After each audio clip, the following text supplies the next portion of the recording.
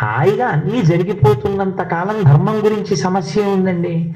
కష్టం వచ్చినప్పుడు ధర్మం పాటించి ధర్మము వలన నేను గెలుస్తానని ధర్మం కోసం నిలబడిన వాడు ధార్మికుడు తప్ప అన్నీ కలిసి వచ్చేస్తూ ఉంటే ధర్మం చేయడం పెద్ద గొప్ప విషయమేం కాదు. అన్నీ కలిసి రాలేదు రాముడికి జీవితంలో.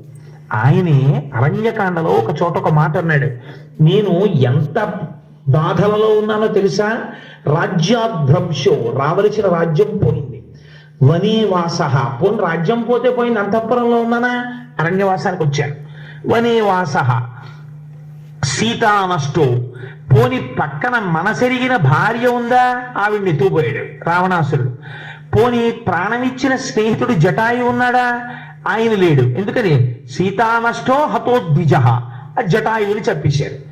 ఈదృశీయం మమావస్థ, నేను ఇటువంటి భయంకరమైన స్థితిలో ఉన్నాను, నిర్దహేదపి పావక, ఇవాళ నేను ఉన్నటువంటి కష్టం ఎటువంటిదంటే అగ్నిని నా కష్టం కాల్చేస్తుంది.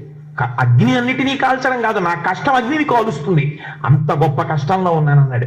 ఇన్ని కష్టాలలో ఉన్న రాముడు ఎప్పుడైనా సరే ధర్మాన్ని పక్కన పెట్టేసి తన సుఖాన్ని తాను చూసుకున్న సందర్భం ఒక్కటి వెతకగలమా రామాయణంలో?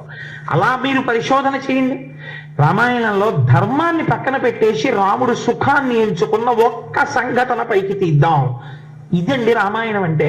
కానీ ఇవాళ మన జాతి దరిద్రం ఏమిటంటే అటువంటి పాత్ర పోషణ చేసి రచించగలిగిన కావ్యము ప్రపంచ భాషలలో ఎక్కడా లేదు అలాంటి పుస్తకం. అలాంటి పుస్తకం మనదై ఉంటే దాన్ని పక్కన పెట్టుకుని ఇతరమైన విషయాల పట్ల పరిగెత్తేటటువంటి దౌర్భాగ్యానికి మనం దిగదారిపోయాం ఇవాళ. అటువంటి రామాయణం, అటువంటి నడువడి నేర్పగలిగినటువంటి శాస్త్రం. మీరు ఒక సంఘర్షణ చూడండి, ఒక అద్భుతమైన సంఘర్షణ మీకు ఆవిష్కరిస్తాను. రాముడు అడగలేదు రాజ్యాన్ని, ఇది మీ జీవితంలోనే జరిగింది అని మీరు ఒకసారి ఊహించండి. రాముడు ఎప్పుడూ తండ్రిని అడగలేదు, నాన్నగారు నాకు రాజ్యం ఇవ్వండి అని అడగలేదు. తండ్రి గారు పిలిచాడు, పిలిచి నాన్న నీకు పట్టాభిషేకం చేసేద్దాం అనుకుంటున్నాను, ఎందుకు చేసేద్దాం అనుకుంటున్నారు అని రాముడు అడగలేదు. దశరథుడు అన్నాడు, నాకు దుర్నిమిత్తములు కనపడుతున్నాయి, రాత్రులు పీడకలు వస్తున్నాయి, కాబట్టి నేను ఎంతో కాలం ఉండను, రాజ్యమునకు యవరాజ్య పట్టాభిషేకం చెయ్యాలి, అందుకుని నీకు పట్టాభిషేకం చేద్దాం అనుకుంటున్నాను, రేపే నీకు పట్టాభిషేకం, కానీ ఈ వార్త మీ మామగారికి చెప్పకు అన్నాడు. ఎంత గమ్మత్తైన మాట చూడండి. ఎందుకంటే ఒక మనిషి జీవితంలో ఇది ఒక గొప్ప సెలబ్రేషన్, యవరాజ్య పట్టాభిషేకం అన్నది. ఇప్పుడు తను వెళ్ళి ఎవరికి చెప్తాడు? సీతమ్మకి చెప్తాడు. సీతమ్మ నోటి వెంటనే ఏ మాట వస్తుంది? ఏమంటే చాలా సంతోషం, మీకు రేపు పట్టాభిషేకం అంటే మరి మా నాన్నగారు పొంగిపోతారు కదా, ఒకసారి కబురు చేద్దామండి అంటుంది. ఆయన ఏమంటున్నాడు దశరథ మహారాజు గారు? మీ మామగారికి చెప్పకు అన్నాడు. అంటే రాముడు ఏమనాలి? ఎందుకు చెప్పకూడదు అని అడగాలి. ఆయన అడగలేదు. ఎందుకు అడగలేదు? ధర్మం. నాకేది చెప్పాలో చెప్పవలసిన వాడు తండ్రి, ఎందుకు చెప్పావు అని అడగడం నా లక్ష్యం కాదు, నేను కొడుకుని, ఆయన చెప్పింది నేను వినడమే. అంతేకాని నాన్నగారు మీరు నాకు ఇలా ఎందుకు చెప్పారు అని నేను అడగక్కర్లేదు, నాకు తెలియక్కర్లేదు. నాకు తెలియవలసినదైతే ఆయన తెలియ చెప్తారు, నేను పాటించవలసినదైతే పాటింపచేస్తారంతే. ఎంత ధర్మం చూడండి. నోటి వెంట ఇన్స్టంటానియస్ అంటాం ఇంగ్లీష్లో, వెంటనే వచ్చేస్తుంది మనకు ఒక మాట. ఎందుకు చెప్పకూడదు అంటాం. ఆయన అలా అనలేదు రాముడు, అలాగే అన్నాడు, వెళ్ళిపోయాడు. ఇవాళ రాత్రి నీ భార్యతో కలిసి పూజా గృహంలో ఉపవాసం చెయ్యి, రేపు రాజ్యం ఇచ్చేస్తా అన్నాడు. వచ్చేసాడు రాముడు. తీరా వచ్చిన తర్వాత అసలు తండ్రి గారు కనపడలేదు, అది విచిత్రం. కైకమ్మ కనపడి ఆవిడంది, మీ నాన్నని 2 వరాలు అడిగానయ్యా, 14 ఏళ్ళు అరణ్యవాసం చేయమని నిన్ను. అది కూడా ఎంత గమ్మత్తో చూడండి. ధర్మస్మూర్తి అయినటువంటి వాడి గురించి ఎవరు ఎక్కువ ఆలోచిస్తారంటే దేవతలు ఆలోచిస్తారు.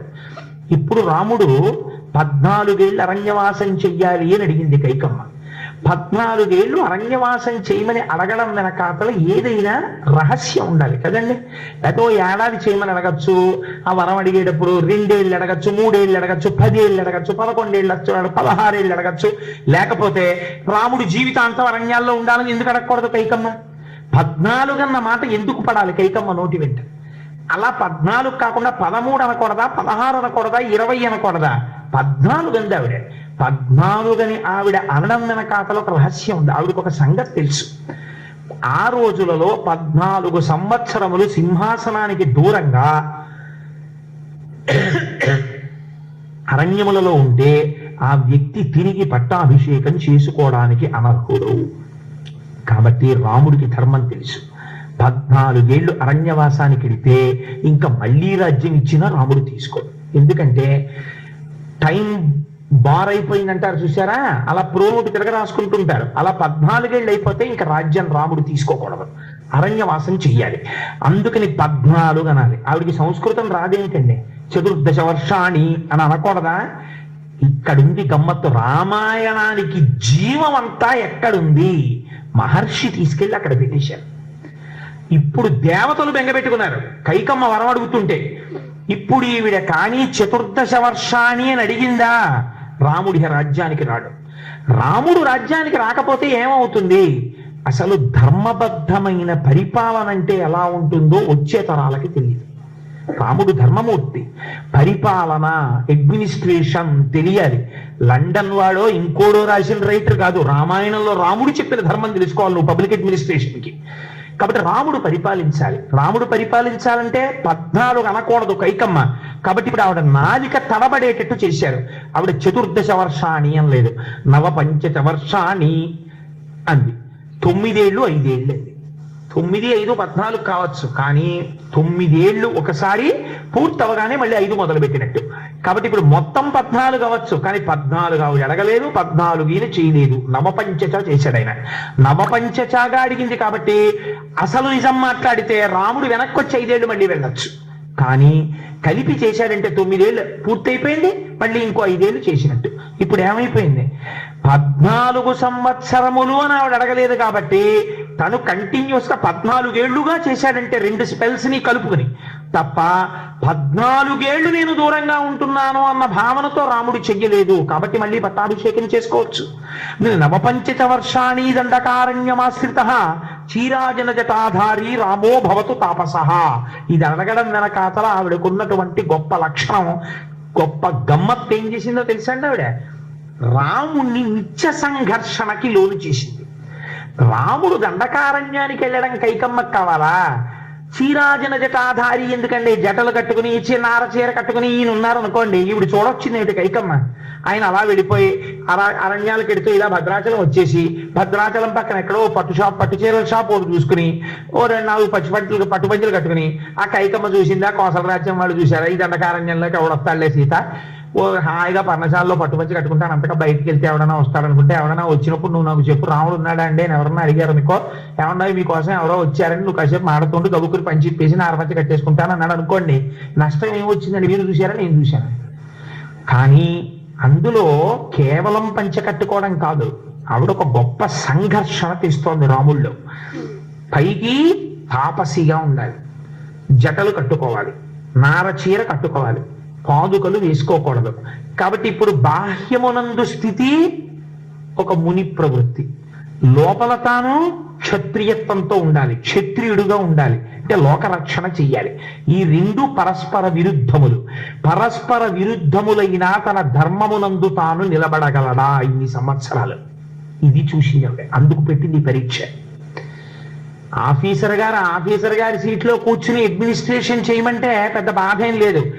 ఆఫీసర్ గారిని మీకు నెక్స్ట్ ప్రమోషన్ ఇస్తాం, కానీ మీరు చింకి చొక్కా వేసుకుని ఓ చిరిగిపోయిన టోపీ పెట్టుకుని కాళ్ళకి చెప్పులు లేకుండా నడుచుకుంటూ ఆఫీస్కి వచ్చి ఒక మెసెంజర్ కూర్చునే స్టూల్ మీద గేటు ముందు కూర్చుని మీరు ఒక 4 ఏళ్ళు చాలా ఎఫెక్టివ్గా మీ ధర్మం మీరు పాటిస్తే అప్పుడు మీకు నెక్స్ట్ ప్రమోషన్ ఇస్తాం అన్నారు అనుకోండి, అక్కడ ప్రారంభం అవుతుంది సంఘర్షణ. ముందు వచ్చిన వాడు ఎవడు వాడిని ఆఫీసర్గా గుర్తించారు.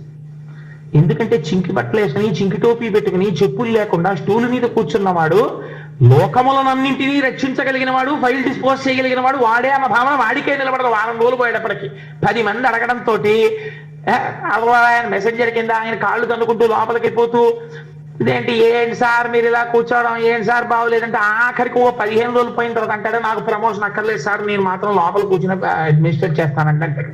ఇది చాలా సంఘర్షణ అండి, ఇదేం మాటలు కాదు. దీన్ని అలవోకగా తట్టుకున్నాడు, తానుగా నిలబడ్డాడు రాముడు. పై ఆడంబరమునకు రాముడు లొంగల. అందుకే నవమి నాడు పుట్టాలి. ఋషులు తక్కువ వాళ్ళు కారండి. నవమి నాడు ఎందుకు పుట్టాలి? మీరు 9 ఒకట్ల 9, 9 2 18, 9 3 27, 9 4 36, 9 5 45 ఎంత పెట్టి హెచ్చించండి. 9 2 18, 8 1 9, 9 3 27, 7 2 9, 9 4 36, 6 3 9, 9 5 45, 5 4 9 ఎంత హెచ్చించినా మళ్ళీ 9కే వచ్చేస్తుంటుంది. మీరు ఏం చేసేసినా ధర్మంలోకే వచ్చేస్తుంటాడు.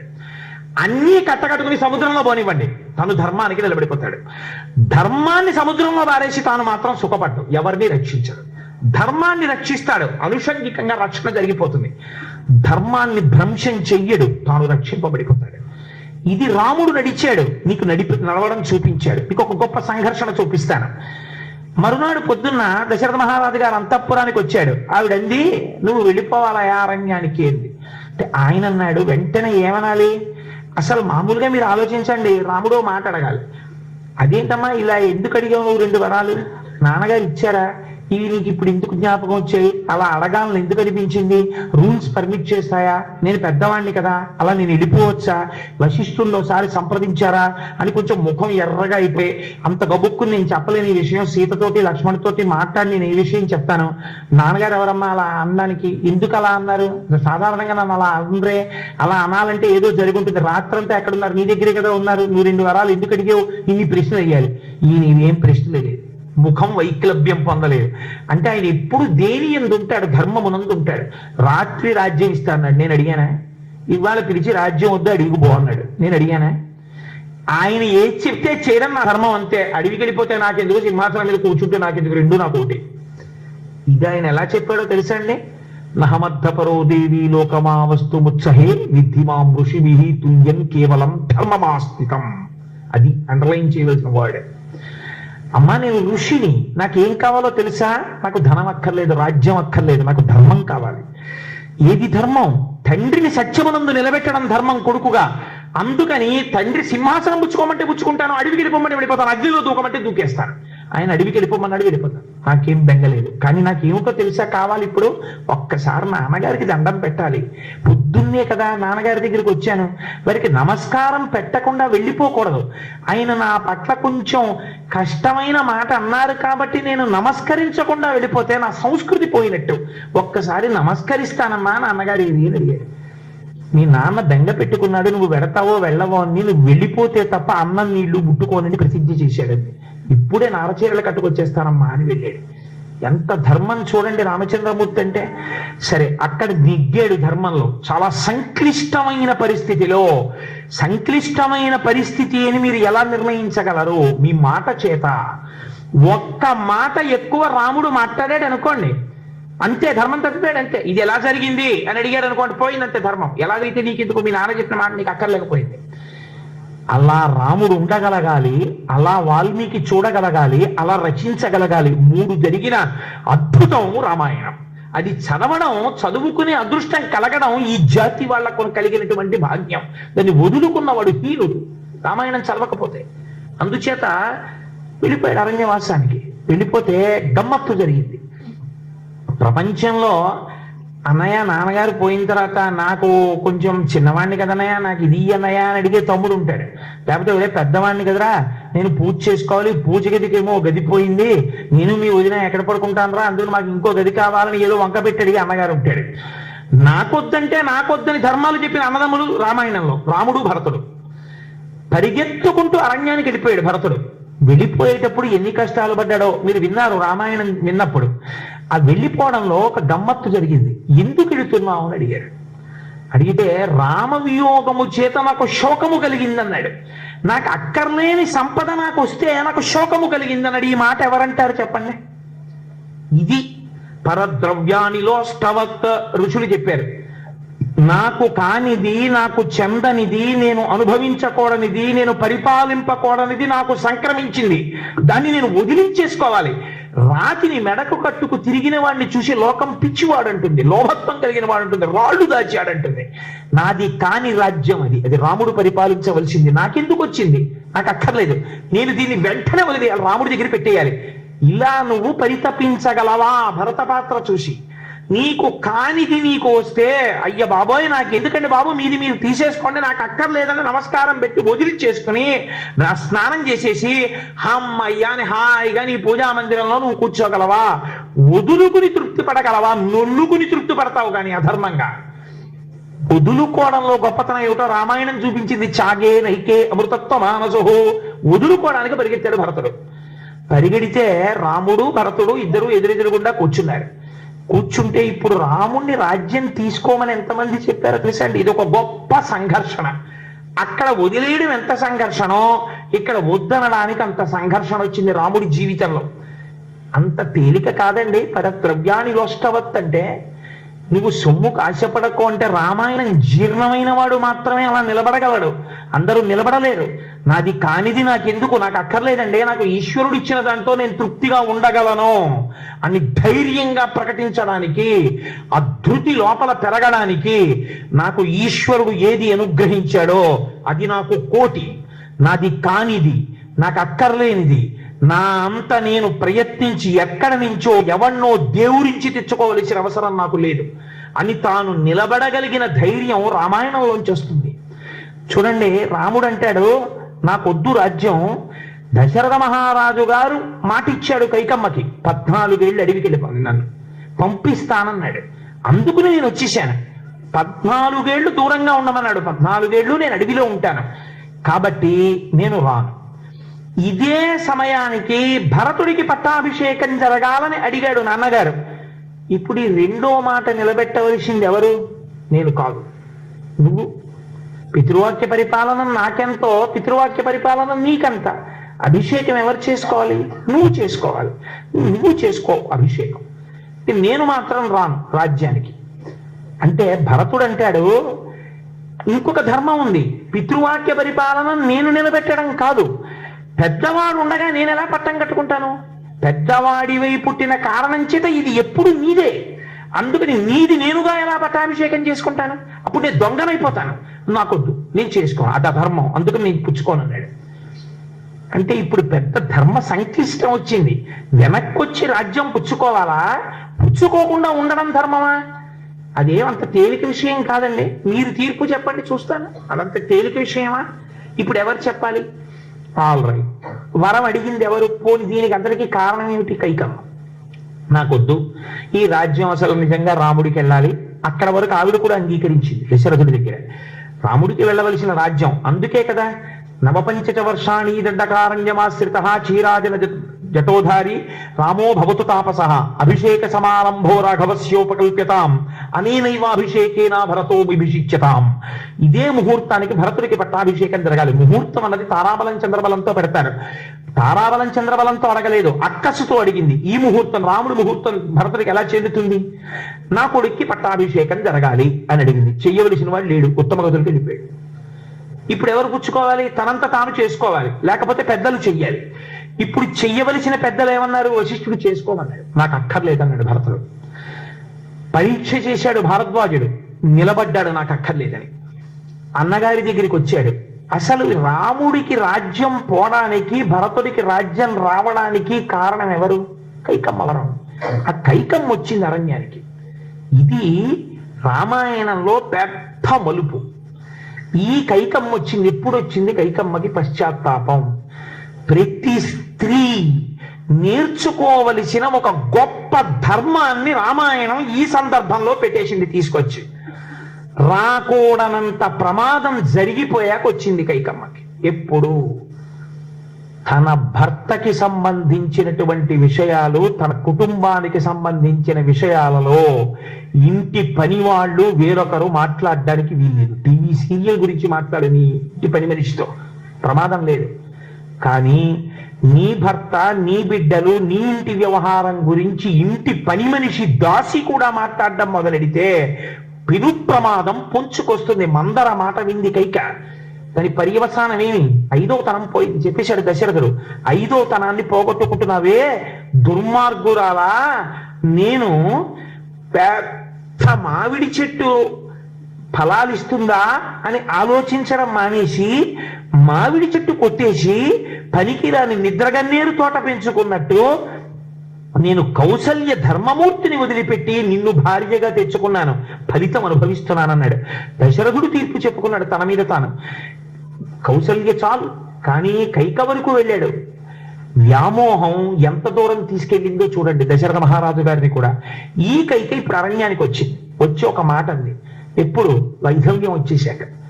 ఇప్పుడు నాకు తెలిసింది భరతుడికి రాజ్యం అక్కర్లేదని. ఇప్పుడు నాకు తెలిసింది ఇది రాముడే ఏలాలని.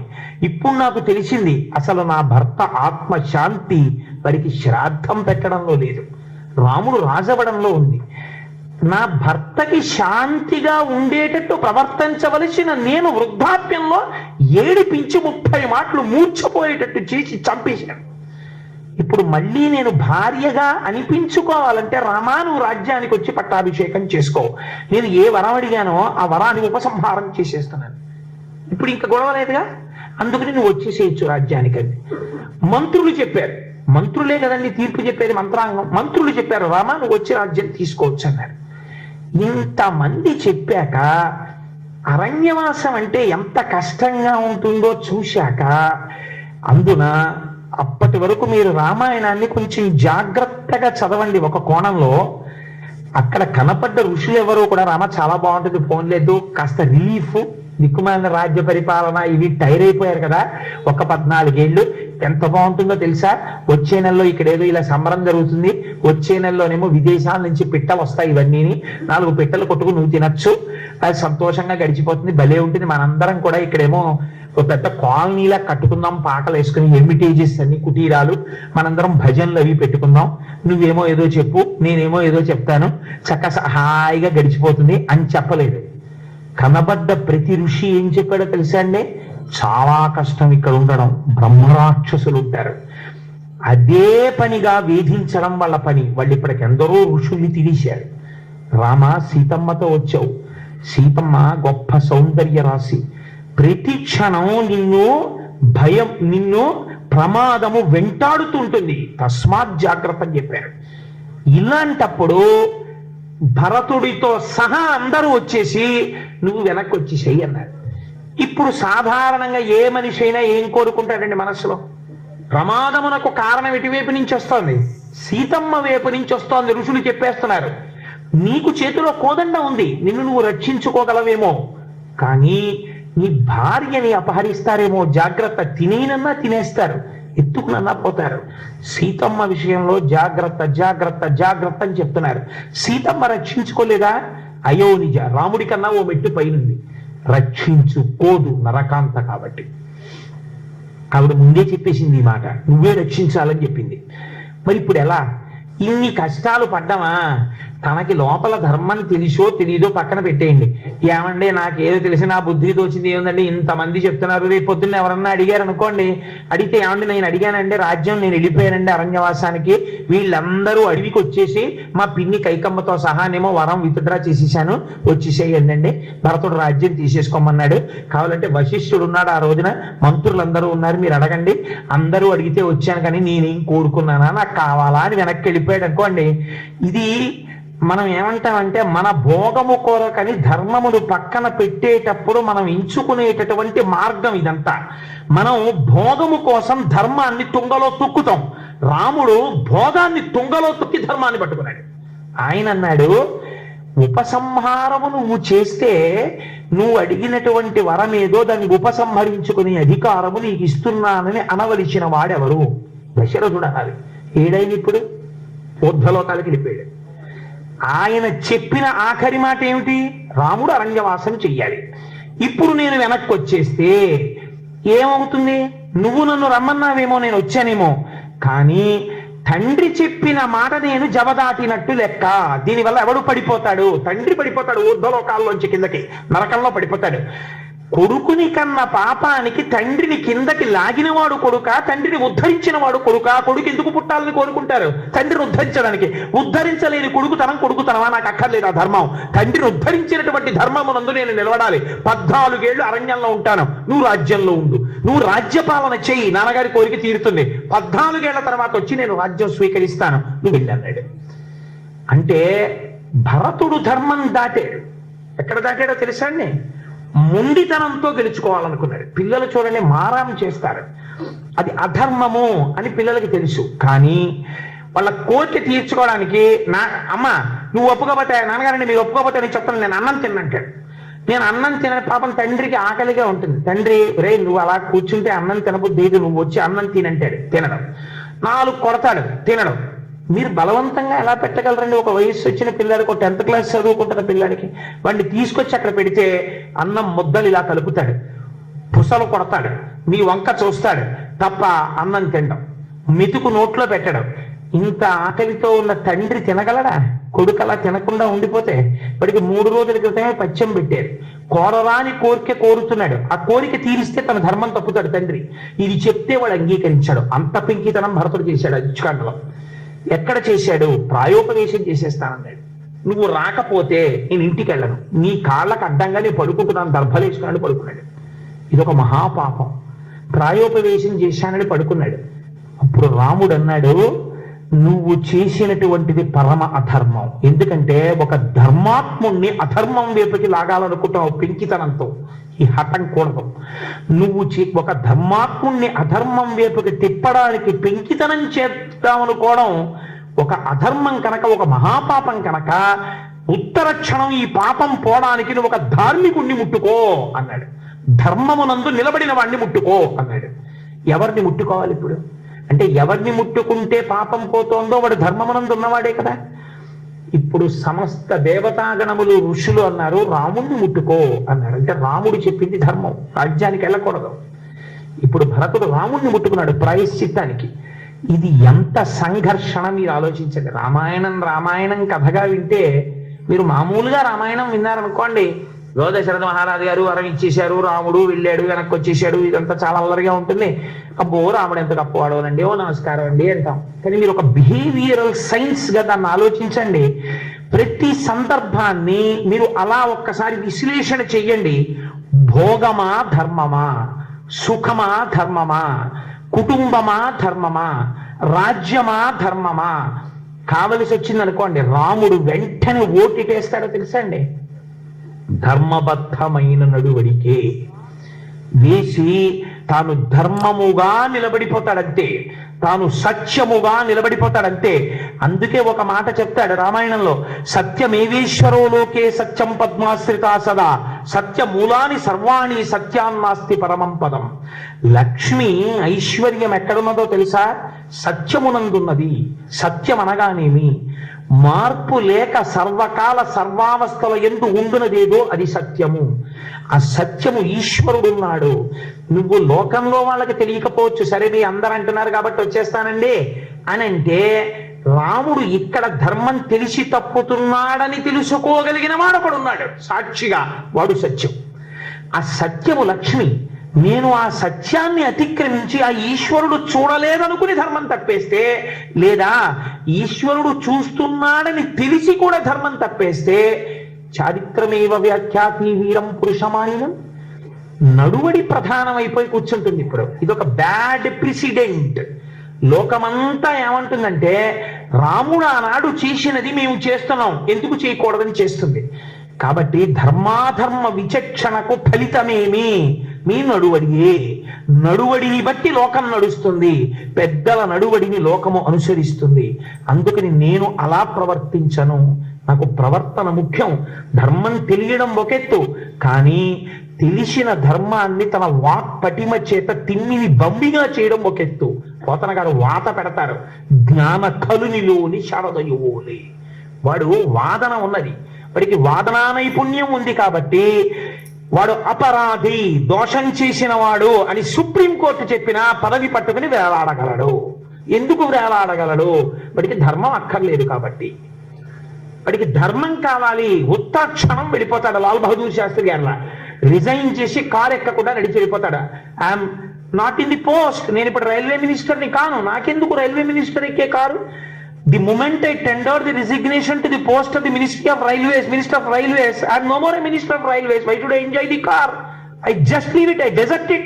So I don't take car, I just go home on foot, నడిచి వెళ్ళిపోతానంతే నడిపాడు. ఇలా వెళ్ళిపోవడానికి ధర్మం కావాలి, అలా ఉండడానికి ధర్మం కావాలి, ధర్మానికి నిలబడడానికి ధైర్యం కావాలి. అక్రమాలని దిక్కుమాలిన పనులన్నీ చేసి తీసుకొచ్చి ఐశ్వర్యం మూట కట్టడానికి ధైర్యం అక్కర్లేదు, ధర్మం అక్కర్లేదు.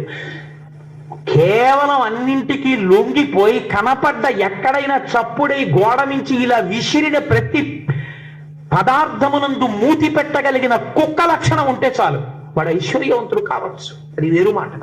కానీ ధర్మమునందు నిలబడడానికి ధైర్యం ఉండాలి. ఒక పోతన గారిలా బతకడానికి ధైర్యం ఉండాలి, ఒక త్యాగరాజు గారిలా బతకడానికి ధైర్యం ఉండాలి, ఒక రామదాసు గారిలా ఉండడానికి ధైర్యం కావాలి. అంతేకాని పదవుల కోసం ఇంకో దాని కోసం ధైర్యం అక్కర్లేదు, ధర్మం అక్కర్లేదు. ఈ ధర్మం ఎంత గొప్పదో రామాయణం చూపిస్తుంది. ధర్మం ఎవడు పట్టుకుంటాడో వాడికి శాశ్వతమైనటువంటి సుఖం లభిస్తుంది. అధర్మం ఎవడు పట్టుకుంటాడో వాడికి సుఖం ఉన్నట్టు కనపడుతుంది, కానీ ఆ సుఖము వెంట నీడ ఉన్నట్టుగా పగయగల్గనేని పామున్న ఇంటిలో ఉన్న ఎట్లగాక ఎట్టులుండు అంటారు రామయ్య గారు రామాయణం మహాభారతంలో. పగ ఉందనుకోండి, పగ ఉన్న ఇంట్లో ఉంటే ఎలా ఉంటుందంటే పామున్న ఇంట్లో ఉన్నట్టు ఉంటుంది. పాము హాల్లో కనబడితే అయ్యో పాము పాము పాము అంది ఆవిడ. ఆ వీధిలో వాళ్ళు ఎవరో వచ్చి హాల్లో వెతికారు, సోఫా కింద అక్కడ, ఎక్కడ లేదమ్మా పాము హాల్లో అన్నారు. ఆ హాల్లోంచి బయటికి వెళ్ళడానికి మార్గం మళ్ళీ వంటింట్లోకి బెడ్రూమ్స్ లోకే ఉంది, బయటికి వెళ్ళడానికి ఇంకో మార్గం లేదు. బయటికి వెళ్ళే మార్గం దగ్గర ఆవిడ నిలబడింది కాబట్టి ఇప్పుడు కాబట్టి పాము ఎక్కడికి వెళ్ళి ఉండాలి? బెడ్రూమ్ లో కన్నా వెళ్ళాలి, వంటింట్లో కన్నా వెళ్ళాలి. కాబట్టి హాల్లో లేదు కదా పాము అని చెప్పి హాయిగా మామూలుగా సోఫాలోకి వచ్చినాయి. పోలేదురు హాల్లో వెళ్ళిపోయింది, సీరియల్ పాడైపోతుందని టీవీ చూస్తూ కూర్చోగలదా? కూర్చోలేదు. ఎందుకు కూర్చోలేదు? పాము ఉంది ఇంట్లో. అది బెడ్రూమా, కిచెనా, హాలా వదిలిపెట్టేయండి. పాము ఉందా లేదా? పాము ఉంది కాబట్టి భయం ఉంటుంది. అలా ఎక్కడ అధర్మంతో కూడిన ఐశ్వర్యం ఉన్నదో, ఎక్కడ అధర్మముతో కూడిన భోగం ఉన్నదో అక్కడ నిరంతరము భయము వెన్నంటి నడుస్తూనే ఉంటుంది. మనకి మేడ కనపడుతుంది, మనకి ఆయన ఎక్కిన కారు కనపడుతుంది, మనకు ఆయన సుఖపడుతున్నట్టు కనపడుతుంది, కానీ ఆయన ఎప్పుడూ భయపడుతూనే ఉంటాడు. ఎందుకంటే ఆయన అధర్మం ఆయన్ని భయపెడుతూనే ఉంటుంది.